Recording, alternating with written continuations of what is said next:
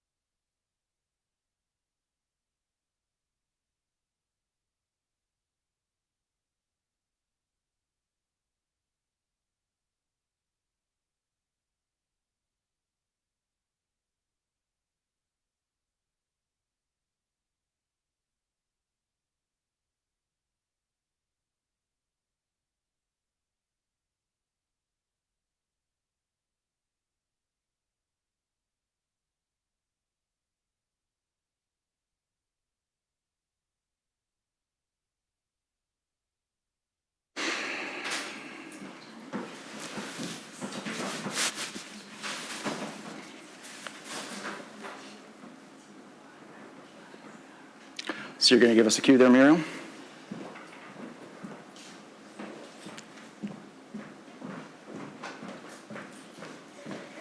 Hello, my name is Evan Fraser, and I'm director of Arrell Food Institute and a professor of geography here at the University of Guelph in Ontario, Canada. So welcome to you all. Today we're gathering to celebrate World Food Day. We'll be spending the day discussing the importance of two vital systems, food systems and the water that supports them. We're currently streaming to you from the Anita Stewart Memorial Food Lab here once again at the University of Guelph, and we're on the treaty lands and territory of the Mississaugas of the Credit. This area is covered by what's called the Dish with One Spoon Covenant, which is a pre-colonial agreement that sets the scene for today's discussion. The Dish with One Spoon Covenant reminds us that we all inhabit the same land, and we should use its resources, which is symbolized by the dish, wisely. And we must be collaborative about this as we share the single spoon between all of us. It's a fitting message for us all to remember as we start the conversation about food and water. Over the course of the next hour, we're bringing together three extraordinary researchers, colleagues of mine from the University of Guelph. And we're going to discuss emerging insights around best practices, barriers to implementing those best practices, and opportunities to help make our food systems and our water systems healthier and more sustainable. So now, I would truly like to welcome to the stage our panelists. On my far left, your right, Dr. Tongzhe Li.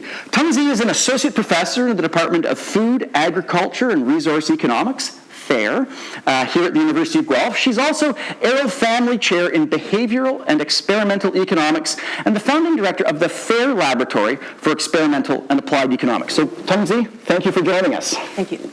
Next to Tongzhe, we have Hugh Simpson. Hugh Simpson is a principal investigator in the Morwick G360 Groundwater Research Institute, and he's a researcher in the School of Environmental Design and Rural Development at the University of Guelph. He is a professional geoscientist and has more than 30 years of experience working at multiple levels of government, provincial and regional and municipal.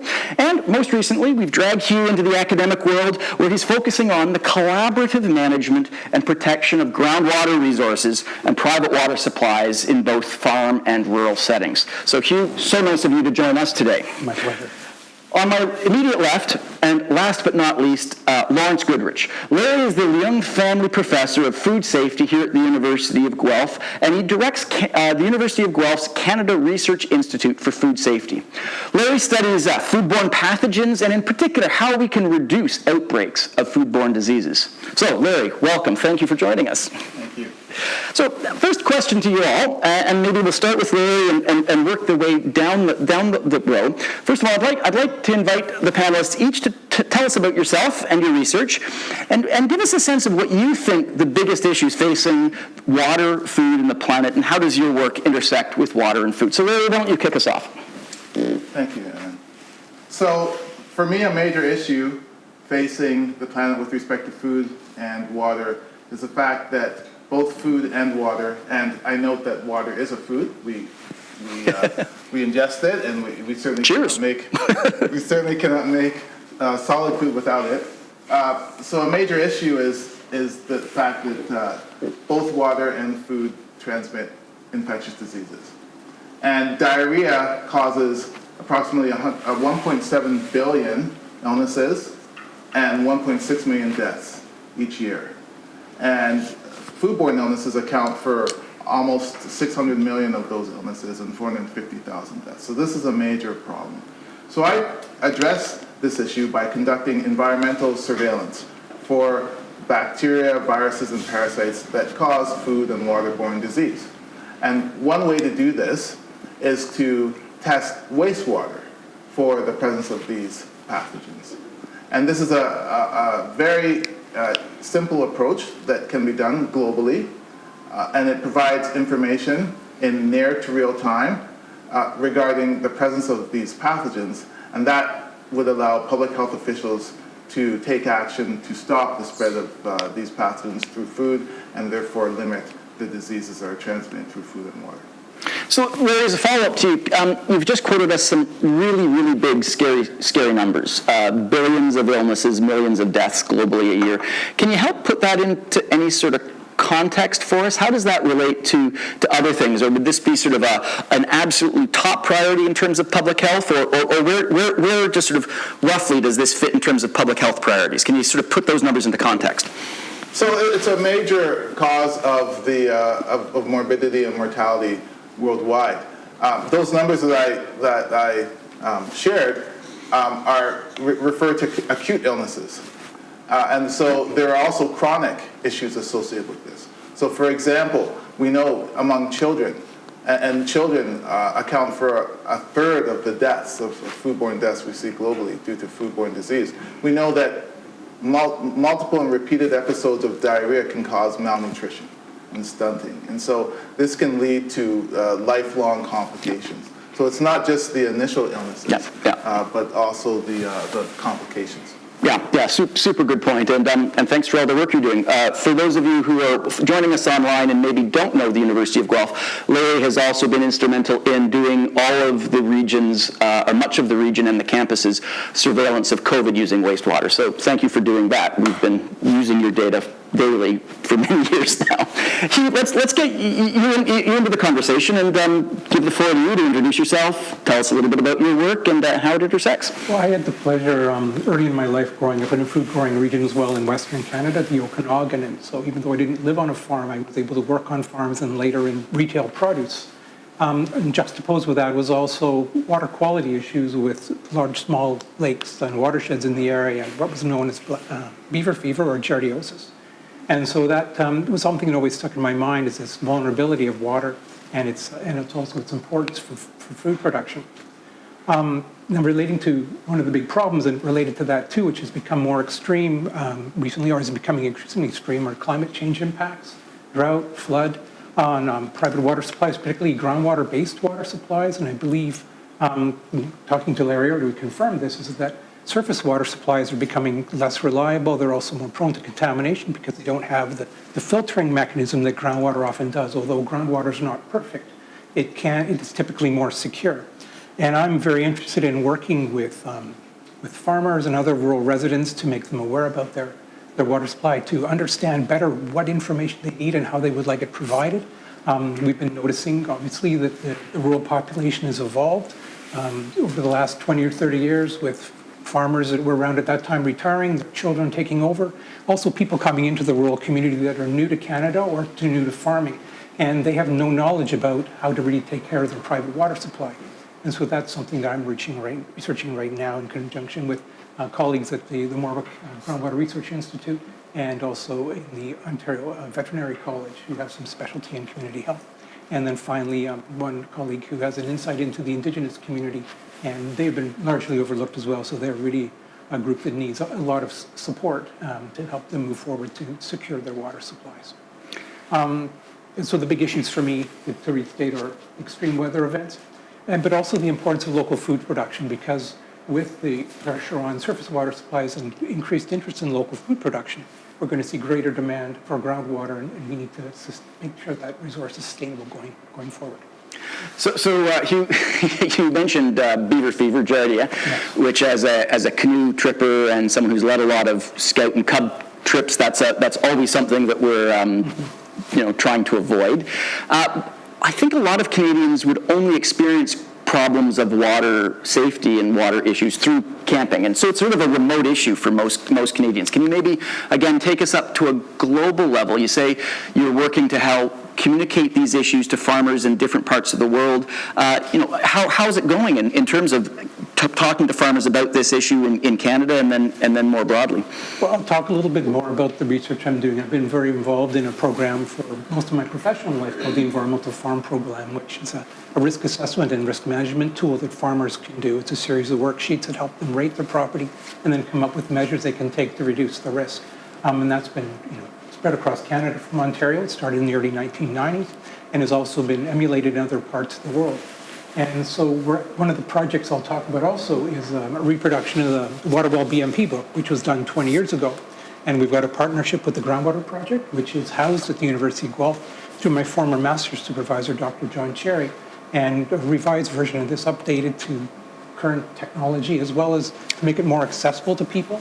will be translated into as many as 161 languages and be made available internationally for no charge to people to have as a resource. Yeah, that's awesome, Hugh, and we'll dig into that in a few minutes. First, Tongzhe, let's bring you into the conversation. Tell us about yourself. Tell us about your research. You've been doing some fascinating stuff for as long as I've known you. So, the floor is yours. Yeah, thanks. So I am an experimental and behavioral economist. I study human decision making in an evidence-based way, and within that framework, I study consumption, production, corporation, voting, etc., and etc. So when it comes to food and water, I'm not sure if this is the biggest issue in my mind, but the most interesting, certainly to me, and an important issue is human decision-making in our economy. Right, so back to my research, I have some recent experiments looking at people's decision-making when it comes to using recycled water in agricultural irrigation. So from scientists' point of view, recycled water is this technology and amazing practice that should be readily adopted, right? After all water in nature is recycled, and recycled water actually faces like higher degree of regulation, so they may be safer than conventional water. And this is really, really going to help us a lot when we have accessibility issues of water in drought areas and so forth. But soon after the development of those kind of technologies, we see numerous media reports talking about toilets to tap, and then with vivid pictures of toilets to tap and people drinking it. So that caused a huge icky effect among the general public, consumers, and even some producers. And if you think about all of this, right, why did it happen? Why did this happen in the first place? And since now it happened, how do you mitigate those ick factors? So those are the biggest issues in my experiments of that sort. So as a follow-up to Tongzhe, and then Lily and Hugh, if you want to ask questions of each other, by all means, we can make this free-flowing. But as a follow-up to Tongzhe, okay, so we're talking about a big set of problems on the horizon in terms of changing water resources and people's willingness to change their behavior to adapt to those. So given your research, are you sort of optimistic that the communities that you're working in have the, quote, capacity to adapt to the kinds of changes that are coming? Or are we trying to adapt to something that is well beyond our ability to feasibly find adaptations for? So I don't have a very, very clear answer to that. Reason being, there are two things, right? One is we see human decision-making constantly violates our understanding through the traditional economic decision-making assumptions of the neoclassical economics. However, on the bright side, all of those behaviors, if you dig deeper, they're really going to follow a lot of patterns. And there are a lot of actionable items that practitioners and policymakers can adopt to actually address some of the biases in people's behavior. So, well, are we going to be able to adapt? I think sure, if we all collaborate and understand this more and more. Hugh and Larry, do you want to jump in on that big question of given the changes that we're seeing in water resources and the stresses on them, and our tools that we have to adapt? I mean, Larry, do you want to jump in and say, do you think we have the capacity to adapt to the kinds of changes that we're starting to see? And we'll come back to this question a few times because I think this is actually one of the questions that underpins all of our work. Do we have the capacity to adapt to change? Larry, do you want to invite you to jump in? So I think we do have the capacity to change. We certainly have the technological possibilities to do that. What I want to focus on, though, is that I think there needs to be a real change in the way of thinking, and primarily in high-income countries, because food and waterborne issues, I think, are still largely seen as something that affect primarily low and middle-income countries. You had mentioned that, when going camping, that is likely the only time, or one of the only times, that people in Canada might think about water safety. And yet, I note that one of the largest outbreaks of waterborne disease due to E. coli happened in this country, in Walkerton, Ontario, approximately 25 years ago. So, and we also know that our Indigenous peoples still struggle to have access to clean and pure drinking water. So I really think there needs to be a shift in thinking in high-income countries and an understanding that this is a global problem, and it will only take global solutions to solve this. Nice. So we've got collaboration, global thinking, and global solutions. Hugh, do you want to jump in on this point? I was just thinking, what Tongzhe's saying reminds me of something I proposed when I was a regional hydrogeologist at a regional municipality to the west of here, which I won't name. And I was responsible for what was going on in the rural setting. And we were seeing a lot of well interference complaints with private wells from the very large municipal water taking wells, thousands of gallons per minute. And I'd been reading about Israel in water-scarce areas like that, where they had already started to recycle water, either indirectly or indirectly. And I thought this was a great idea, so I made the sales pitch to my commissioner, and it was crickets. There was no interest. No interest, because the thought, the yuck factor. And yet third pipe in a home would be an ideal way of keeping that water in the cycle and not having to go to new waters. Okay. And could save money on treatment and disposal, which are very high costs. But yeah, I think it's that willingness to change. Change seems to be a big obstacle for large organizations, I think. Yeah, I think we're all working in a context where we desperately want the world to change and be more adaptive, and are constantly scared and frustrated that sometimes our institutions seem to put brakes on change. Hugh, let's stick with you for a minute. What are, in your field, some of the new exciting developments that are getting you, full of energy when you get up in the morning? Well, I'm a geographer, so I have Good, so am I. Broad views, and I was initially very technical in my studies, and did hydrogeology as a master's and planning at the same time. But as I started to look into the topic of groundwater management, I realized it was much less technical a problem than a behavioral one. Yeah. And the thing that excites me is this growing use of collaborative community-based management approaches. And I'm involved with a project now to do transdisciplinary, which is where you, as a research team, work with the community you're going to be working with, not to study them, but to involve them in a study of something that's of a worry to them. And private water wells, say with First Nations and farms and other rural residents, is something that's very much a problem in many cases, particularly during times of extreme weather, because their wells can become contaminated, or more likely they're going to be affected by drought, particularly shallow wells, which don't have a lot of freeboard, if you will, in the well to deal with. So what you have to define freeboard. I don't know that word. Well, that's the depth of water. I'm using a nautical term, but the standing water in the well that's available to use in the home.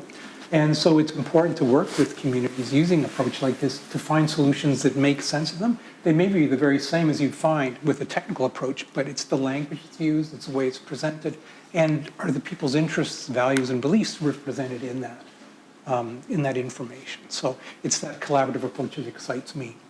And we have a project to do that, 3 years, and to study the redoing of this book, which is was developed with farmers.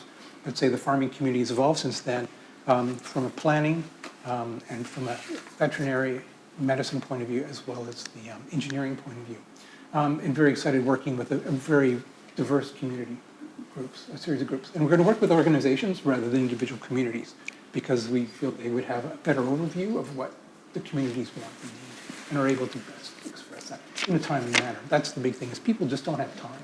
There's so many draws, particularly I've heard on First Nations communities get involved in research. We're trying to make this as effective and efficient as possible in that way. Nice. I'm hearing lots of language like collaborative, transdisciplinary, global, community-based, pulling out the keywords out of this conversation. Tongzhe, why don't you jump in, and what gets you excited when you get up in the morning about your work? Well, let me give you an example of my current findings, okay? So a couple of years back, I brought my research team and went to a wine festival. And we did an experimental auction with a bunch of people. What we wanted to know is, what are people's bidding behavior when the wine was produced with grapes irrigated with recycled water or with conventional water? So we set it up and we asked people to bid on 3 different products: recycled, conventional, and unspecified, meaning that it can be 50% chances of either recycled or conventional. So what we found was our participants bid higher when it comes to conventional water compared to the recycled water. But most strikingly, the highest bet came from the unspecified. Isn't that really interesting? This violates our economic thinking, right? If there's uncertainty, it's either A or B, and you have different preferences for A and B, the unspecified should lie in the middle. But people actually bet significantly higher when it was unspecified. And then we actually dug a little deeper with multiple replications in different settings, and we all replicate that sometimes consumers do not want to know. So if you think about this, there's this thinking, we should incentivize people, we should outreach to people, we should provide more information, and there's something behavioral there. So without evidence-based decision-making behavioral studies, how do you know that people actually prefer not to know? All right, so one of the things I love about working with you, Tongzhe, is the embracing and commitment to collecting data to understand these things. I'm more of a qualitative social scientist, so we come at the world using different methods. Do you have any more qualitative insights as to why that would be? What's going on in a person's brain? Psychology, their sociology, are there qualitative things that might be going on that allow a person to say, or lead a person to say, I would pay more for something I don't know about? So, well, I can't change my field of study. I'm a quantitative economist, but at the same time, I think we can actually extrapolate some of my evidence into some of the qualitative insights. So, well, summarizing all of my experiments so far, I think a lot of the times it's when people have competing thoughts in their head, right? So if I opt for recycled water, there's that ick factor or yuck factor, right? I really do not want to think that I'm drinking sewage water when I'm No, that's fair. That's fair, right? But then on the other hand, I also do not want to admit that I prefer conventional water. That makes me a bad person. Especially when we talk about, there's California where Napa Valley is located, and, recycled water can help with a lot of things. Conventional water, on the other hand, is still going to, do bad to the environment. I do not want to drink recycled water. I do not want to think that I prefer conventional water. So I prefer not to know. When it's unspecified, yeah, sure. That is a great answer. I love that. I'm going to think about that. Larry, let's get on to you. What in the field of research you're working on, what are you most excited about these days? So I'm excited about the possibility of some of the more recent technological advances that could be employed to improve primarily water safety, because a major source of contamination of food is the water used to produce that food. And so, for example, these include advancements in sanitation, so development of more efficient toilets and effective toilets that could be used in low resource settings. Also, developments in wastewater treatment facilities, which are urgently needed in both urban and rural areas. And again, as I said earlier, this is not just an issue in low and middle income countries. We know in Canada, for example, we're seeing increasing issues with sewage overflows from water treatment plants due to extreme rainfall events. And so, and we have aging infrastructure, so we need these improvements, these technological advancements to solve that. The tools, very simple tools that can be used to test foods in resource limited settings to ensure that they're safe, so that people do not consume them. And then lastly, food preservation systems. So most of the foodborne illnesses that occur globally are due to fruits and vegetables, and that's because we don't cook them. We tend to consume them raw. And so we really need to take advantage of some of the recent advancements in food preservation to develop sustainable approaches that can be used, particularly in places with limited access to electricity, that could be used to improve the safety of these foods that we consume raw. All right, so Larry, I'm really glad you've mentioned technology, because I feel quite strongly that novel technologies linked with robotics and AI and genomics and 3D printing, and I know your lab uses a lot of 3D printing, these technologies give us new ways of producing food and processing food, packaging food, and that some of the problems we're facing as a global society can be addressed through technology. So, but then there's always this behavioral question that Tongzhe and Hugh are talking about, which is sort of better communication and global mindset and collaboration. Can you just sort of step back from the specifics and reflect on technology versus human behavior, and where in the world you're working in the right wins are, or where the wins exist? Yeah, and that's a wonderful point. And Hugh, I think you really frame this discussion on this aspect. So with respect to human behavior, as we know, we may have all the technological advancements in the world, but if people do not accept or utilize those, then we will still have the problems that we have. And so in my work, I try to focus on education of the human population with respect to the problems that we face with respect to food and water contamination. And we're talking about it today, but it's important to understand that for many people in the world, it may not be obvious that food and water can become contaminated and are a source of disease. So education around that is imperative. We can use and do use social media platforms to do that, although I note that a potential challenge to that is the rise of disinformation. Yeah. And so moving forward, that is something that will have to be addressed. I think I also spend time educating those in government agencies and those who can affect policy change with respect to the need for globalized sharing of data. We don't share data very well as a population. And I think that is some very low-hanging fruit that can really help us begin to address this problem. Hugh, why don't you jump in here? I mean, you're sort of an expert on public communication. Larry, I know, gives a lot of his time to public communication. What have you learned about the best practices in terms of communicating with, you working largely with farm and rural communities, but that or more generally?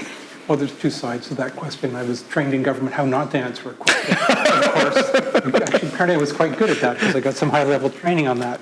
But I think the best thing to do is often just sitting down and meeting with people.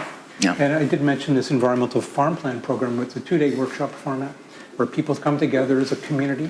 They're fed, which is usually often important. There needs to be some kind of immediate return, and food is often a good one. But they work through their property, and they develop an understanding of what's basically a risk on their property. And it may not be environmental. It may not even be health. It might even be something that's financially based.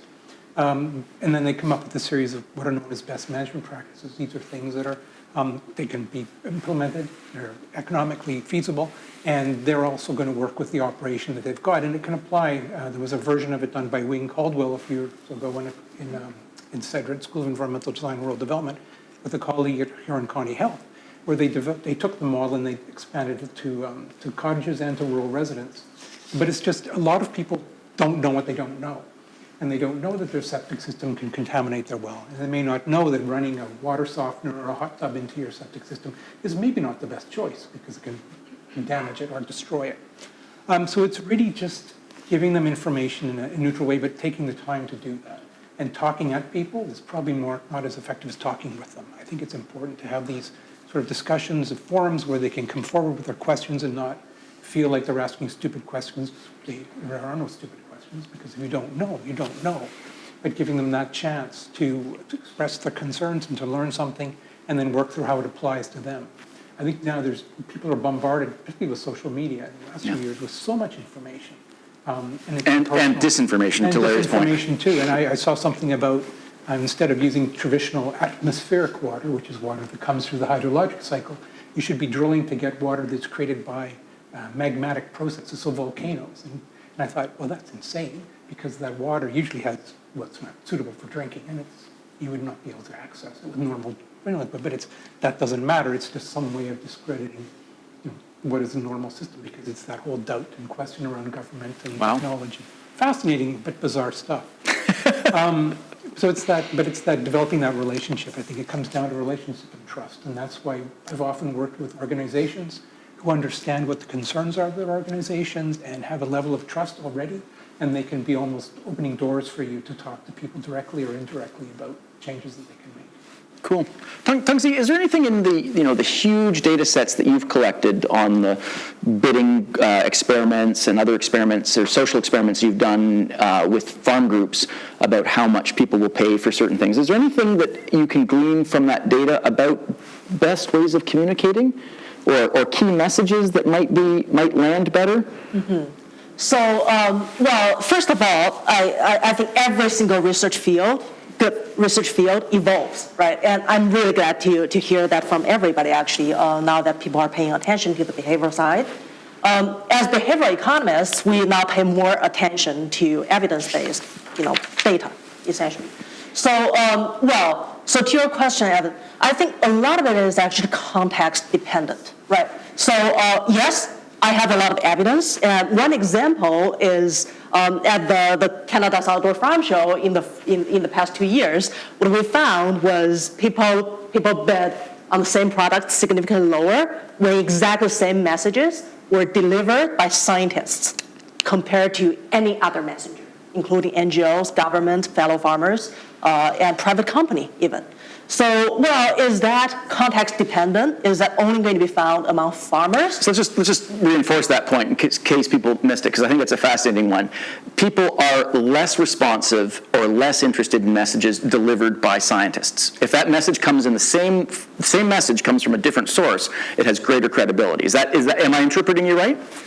Yes. Not just about credibility, right? This is measured behavior. This is revealed behavior. I don't know if people don't trust scientists or they're just having this negative responses to scientists. And then the baseline is a little bit different, right? It's not that people are less responsive to scientists.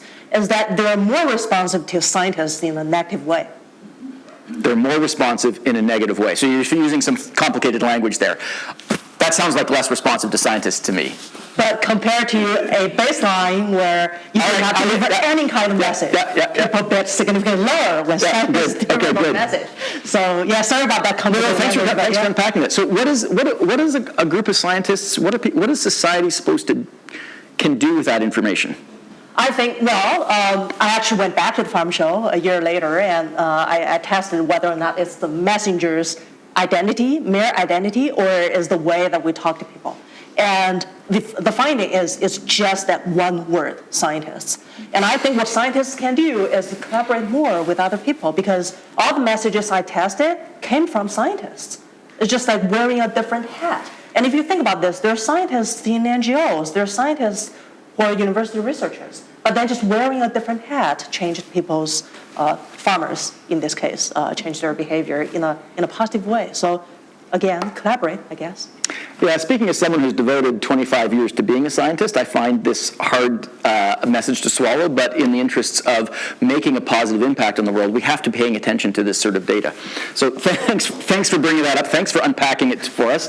Let's jump over to you. Each of us on this panel in the world, we all bring different perspectives to these issues, and we're talking about water use in food and agriculture today. So what do you think the biggest barriers to creating a more sustainable, and you can choose how you define sustainable, more sustainable water use and food systems approach? What are the barriers? So I think there are some significant barriers. The first one is climate change. We are on a planet with changing weather patterns, extreme rainfall events, droughts, and so forth, and this can obviously impact the availability of water and clean water. The second thing is equitable access to water. So, in some regions of the world, small-scale farmers, and I do place an emphasis on women, just do not have access to water or to clean water, and that can obviously impact food and contamination and so forth.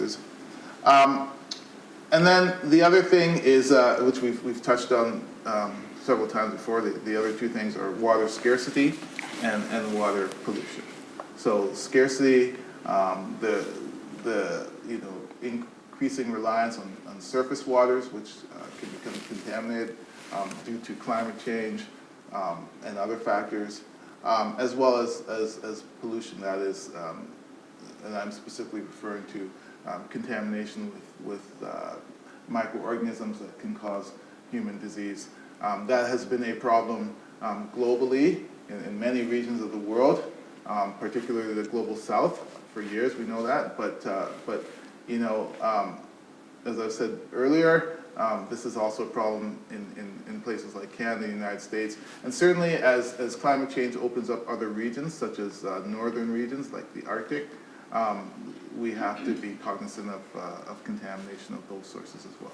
So in your answer, you talked about scarcity and equity as kind of key themes, and then quality as well. Can we go back to the technology versus society kind of question? I mean, if you say water is scarce, I immediately think we could develop technologies that would reduce scarcity, desalination plants or better filtration systems, things like that.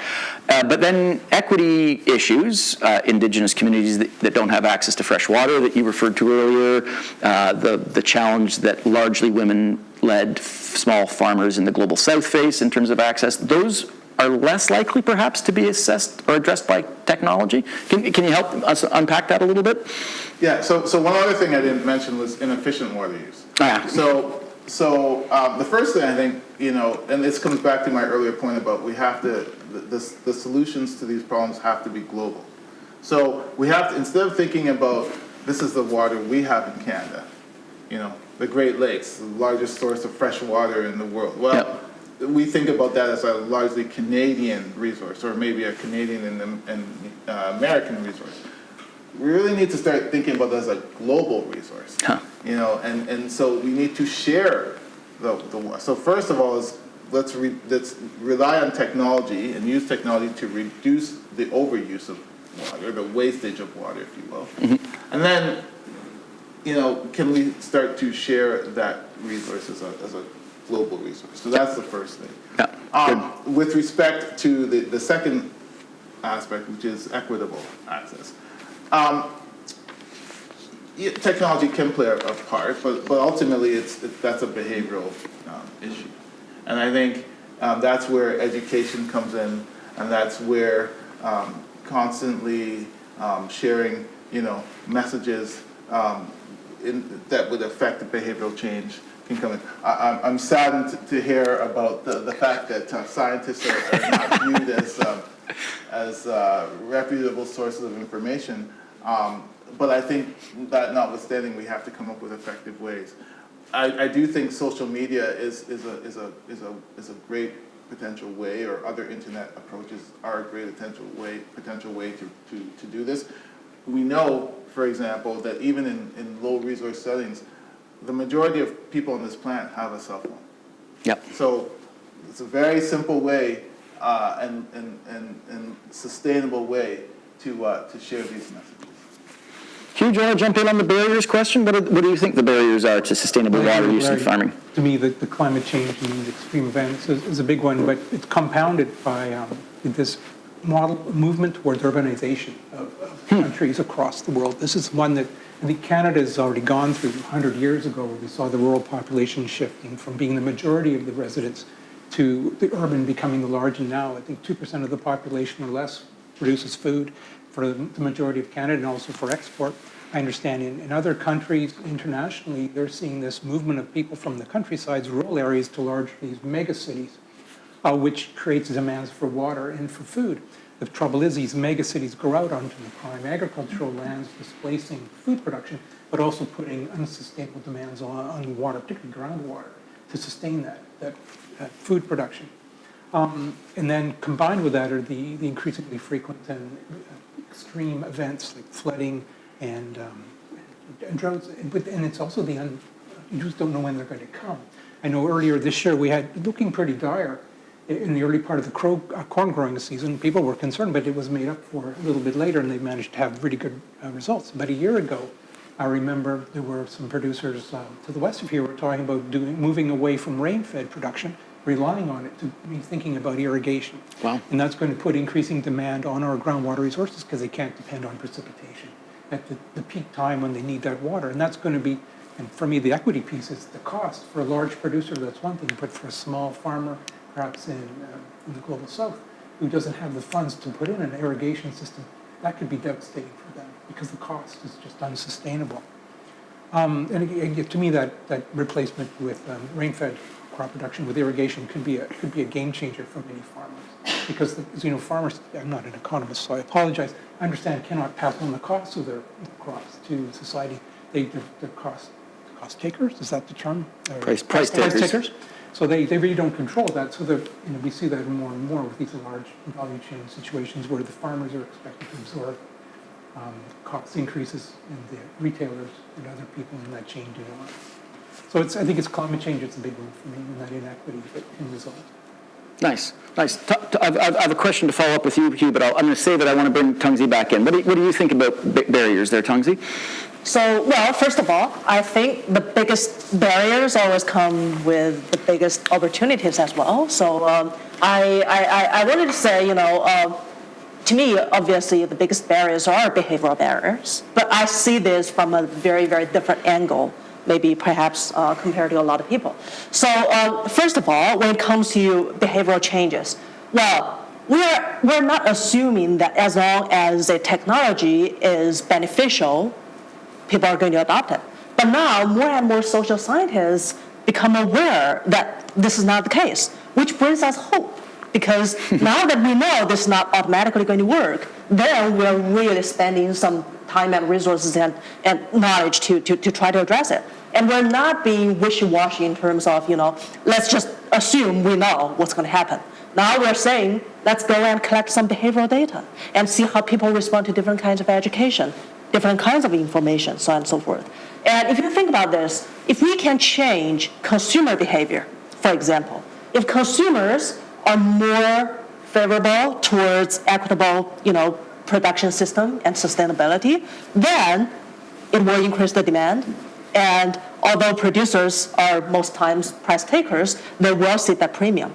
So again, to me, I do see there are a lot of opportunities that come with the barriers, which again is behavioral, but I'm really hopeful. So. That's great. Okay, a follow-up question to all three of you, and I'll let you ponder who wants to jump in first. Last week, a number of us were in Toronto, and we participated in the launch of a new organization called the Canadian Alliance for Net Zero Agriculture. That's a collaboration, so that word again, collaboration between some very large corporate players, some producer groups, some really great non-governmental organizations, and we're very excited about creating sort of an incentive structure or set of programs that will lead to reductions in climate change. Emissions out of our agricultural sector. I had an interesting conversation with a producer last week who farms about 30,000 acres of land in Saskatchewan. And they've had a very, very dry summer. So this is the link to the water conversation. And I asked this producer, his name's Christian Herbert, and I said, how was your summer this year? Because it was really dry in the part of the country you were at. And he said, well, Evan, he said it was better than I expected. It wasn't great, but it was way better than I expected for two reasons. And this is where I want you to get you to reflect on. One, we had a pretty good amount of rainfall last fall, so it filled the soil up with water. And second, I've been investing in conservation tillage practices which have allowed the soil to build up with organic matter. And organic matter is important because it acts like a sponge. It holds on to that water. So he was able to build up his adaptive capacity, perhaps, or his ability to be resilient to drought by over the last 10 years, building up his soil's organic matter.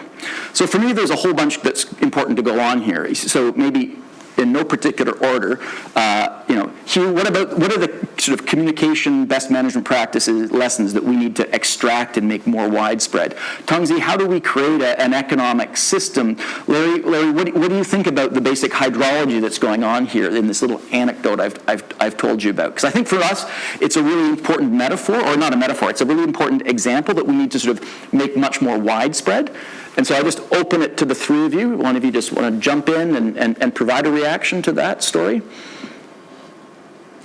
Tongzhe, it looks like your hand is flickering under the... No, I was just wondering if we should go... Okay. Oh, yeah, you start. Give us a start. I'll start. I think one research question that I'm particularly interested in is how do you change behavior towards the good, and how do you sustain that behavioral change?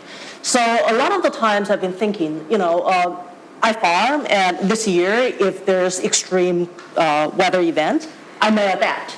But then the next year, am I going to still use the practice that I've learned this year during those extreme weather events?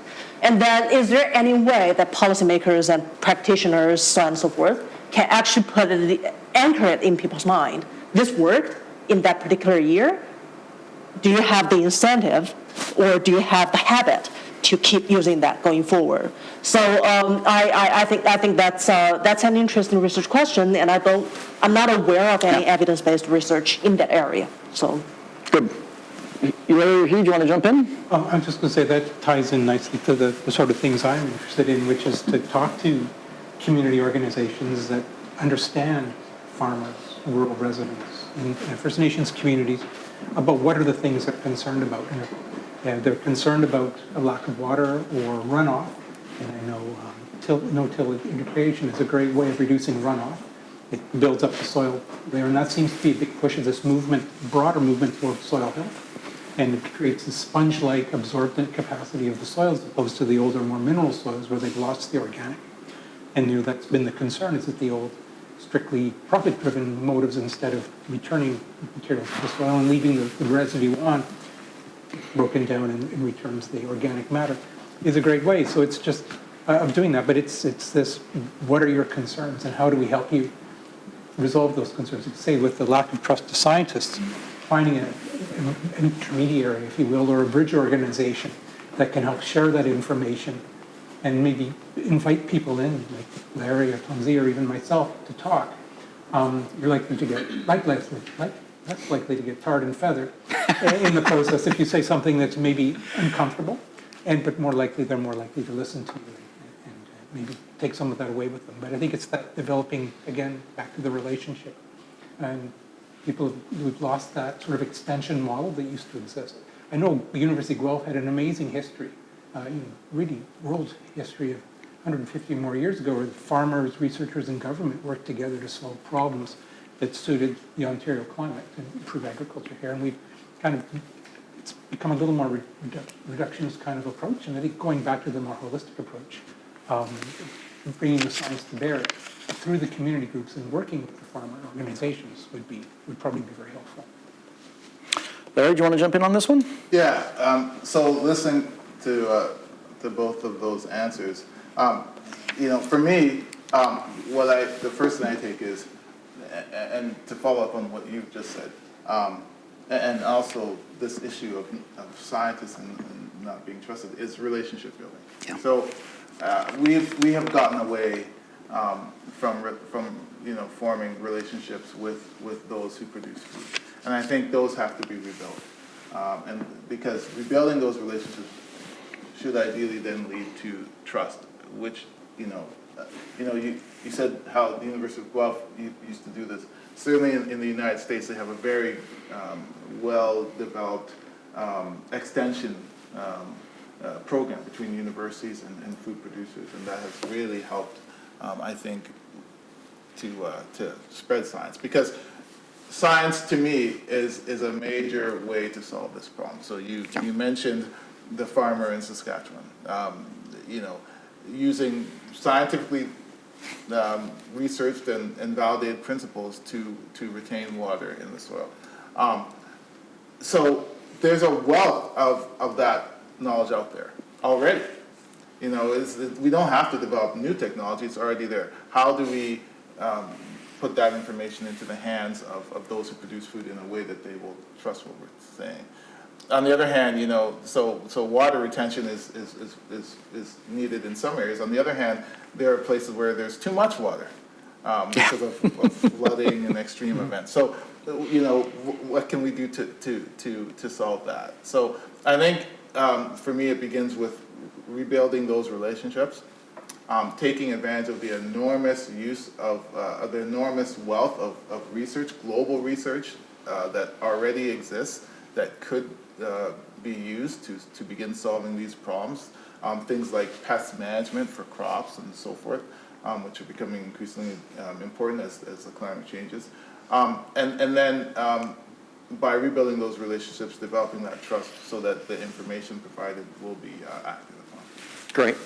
All right, last question, or depending on how quickly you answer the second last question as we run the clock down on this discussion, where do you think the right leverage or intervention points are? Like, where does change start from? Are we needing to communicate directly with farmers, or is this a job for communicating more with banks to get financial incentives organized in a different way? I'd like to sense your sense of priorities as to who you think we should be targeting with these sort of communication messages. Perhaps not scientists, but you can make that determination yourself. Hugh, can we start with you on that one? Yeah, I think going back to, be repetitive, I think education is an important one, and I brought a prop, of course. It's always good to have a prop. Is just encouraging people to sample their water supply. And this is available locally through the public health units. Many jurisdictions have them through the public health units, where they take a sample, ideally 3 or more times a year, to just find out what the basic water quality is in that in terms of indicator bacteria. Is their well secure? Is their private water secure? I suppose some people probably do it for cottage surface water supplies, but I'm pretty sure there you're going to get guaranteed you're going to get something in there you don't want to drink. But that to me would be the first line of action, is just getting people to test their water supply. And Larry mentioned the Walkerton tragedy a number of years ago. The water supply testing went up exponentially for about a year after that, and then it's dropped back down. This was complacency. People didn't see a problem with their water supply, but there are a lot of people out there who we know from the science are drinking water that they probably shouldn't be drinking. And there's some simple things they could do to secure their water supply so they're not at risk. Another second thing, and this is from working in government and also working in academia recently, is the recognition in government policy in different levels, federal, provincial, municipal, that water is a shared resource. It doesn't belong to the municipality, it doesn't belong to the province, it belongs to the people. And that local food production is a priority use, and it's going to become an increasingly prioritized use as global food chains maybe have problems with climate change interruptions. We remember the $12 cauliflower a year or two ago, are not able to get from Maine. Your household, I know that was a crisis in our home because that's what we fed our guinea pigs, so we couldn't get from Maine, no problems. Who will think of the guinea pigs? Who will think of the guinea pigs? So that should be something there too, and maybe above things like recreational uses, swimming pools, or aesthetic uses. Like I had a neighbor who used to wash his sidewalk off once a week, which drove me crazy. But it looked better apparently. I just didn't understand the rationale. And then also, this is more of a pragmatic approach in empowering public health to get involved again. I think they've been under a lot of stress with the pandemic. I'm not sure how the public views public health anymore. I know there were some people who took issue with the restrictions put on their actions during the pandemic. But there's cases where, and also empowering landowners, well owners, to actually get involved with their own well. There are some regulations in this province that prohibit a person from opening their own well without doing certain things. And it should really be encouraged to open the well, look at the well, see if there's leakage in the well casing, to measure their water levels to see how much water they've got in their well. It's just like any other piece of infrastructure, and you need to maintain it, you need to understand it. If you ran your car for 20 years without looking under the hood, or having somebody else do that, you would have probably a car that didn't work. And it's the same thing with wells. I had a phone call once, I'll close with this, from a rural resident who said, "You've shut off my water." And I said, "Well, where are you located?" I was working as a regional hydrogeologist. And he said, "Well, they were out in an area." And I said, "Well, you're outside of our service envelope, so the municipality does not provide you with water, so you probably have a well. I don't have a well. You should check in your basement, your garage, look under your porch." It turned out it was in there under the porch. I said, "You are your own water supply commissioner. You have to know where your well is and what state it's in." But there are a lot of people, and particularly with this exodus from urban areas under the pandemic, when people were able to work from home, there probably are many people out there that don't know they have their own private water system and wastewater system that they probably need to look at and become aware of where it is and how it's functioning. Great. Yeah. Well, words of wisdom there, Hugh. Thank you for that. Tongzhe, where do you think the intervention points are? Well, I know you probably know part of my answer, collaboration. I really cannot identify the single most important entity to this. And I think our society is more heterogeneous than ever, right? Yeah. People are so different. And now with the political polarization, we don't know if one information, like one message, will backfire or really work. And we also don't know, so you talk about education, but then who do we educate? We create those kind of trust and networks and so forth. Are we really being inclusive? And are people actually outside of our group being excluded from our education system and relationship building? So I think I'll just conclude by saying, water and food are an essential, thing to everybody. So everybody may have an opinion about it. But let's not assume that everybody thinks alike. And not just because I believe this type of message or this type of intervention will work, then I can assume that it will actually work in the world with all the populations. So trust scientists and evidence-based scientific research is probably one type of intervention that we can implement. How do you implement that? Again, come back to the evidence-based social science research, yes, and collaborate. Words of wisdom from you too. Thanks, Tongzhe. Larry? Yeah, for me, it has to be at the level of the individual. If there's anything that we've learned, certainly during this pandemic, it's that one cannot legislate change. So we can have all the government regulations one wants, but if people are not willing to do that, it just won't happen. And so I think it's important to begin at the individual, but also make it relevant to them by explaining how what is being communicated can actually help them. I think that's been the missing point here. If they truly understand that what is being communicated will help them in their endeavors producing food or not getting sick from drinking well water or whatever the case may be, I think they're more likely to listen. But I also think that we have to really have a focus on educating the next generation. So that would be children. At elementary school, starting at the elementary school level, actually. That's been something that has that we've moved away from as well. And so we find that children have no idea about how their food is produced, or why water conservation is important, and how climate change affects all of that. And I think they are the future food producers. So educating them and starting right at the elementary school level should be a long-term approach that hopefully will begin to have them develop further trust in scientists and the technologies that are being developed. Super great. Thank you for that. I've been taking careful notes, or sketchy careful notes, as we've been going along, and I'm a community-based, collaborative, sharing data, ensuring equity, building relationships, all so that we can marshal the technological and management solutions and bring those solutions to bear on this problem of how to conserve water, maintain ecosystem services across the entire planet, and achieve food security for all.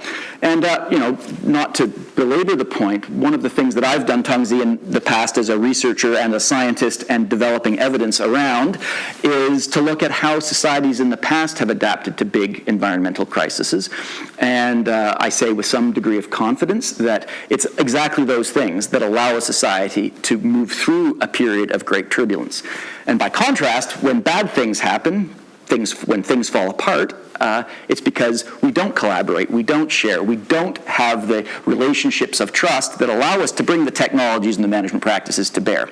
So I'm filled with hope by everything that you folks have said. So it has been an honor and a privilege to be able to facilitate this panel as part of the official North American programming for World Food Day. So thank you to the Food and Agriculture Organization of the United Nations, to Food Tank, to Driscoll's, the University of British Columbia's faculty Faculty of Land and Food Systems, to Simon Fraser University, to the International Fund for Agricultural Development, to Compass Group, and a huge thank you to my friends and colleagues here at the Arrell Food Institute at the University of Guelph, who did the logistics in the background. Thank you to Tongzhe and Hugh and very great colleagues here from an interdisciplinary perspective at the University of Guelph. If you enjoyed our discussion today, we'd encourage you to participate in other Arrell Food Institute events. We have our annual Food Summit coming up on November 14th in Toronto. It will also be live streamed, so if you're in Toronto, we would love to see you there. If you aren't in Toronto, we would love to love for you to tune in. And we'd encourage you to tune into the rest of World Food Day programming today. The live stream will begin again at 3:30 Eastern Time or 12:30 Pacific Time for those of you on the West Coast.